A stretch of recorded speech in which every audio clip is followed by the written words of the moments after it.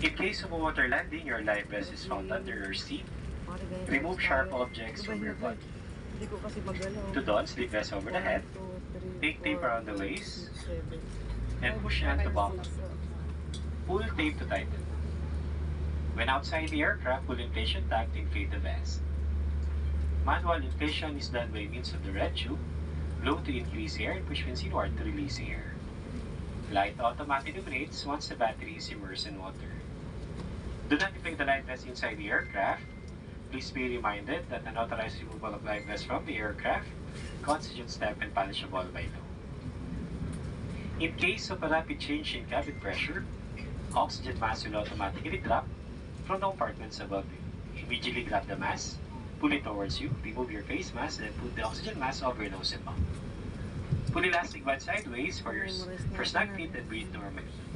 Put your own mask first before assisting others. Keep it on until advised to remove it. In case of emergency evacuation, follow the lights that will lead you to the exits. For further information, please refer to the passenger briefing card found in your seat pocket. These aircrafts equipped with emergency exit signs found in the cabin. The location the nearest exit may be behind you. Each cabin door is equipped with a slide raft. In any eventuality, guests must leave their bags and immediately proceed to useful exits. There are also fire extinguishers in the cabin operation and device indicated on the equipment itself.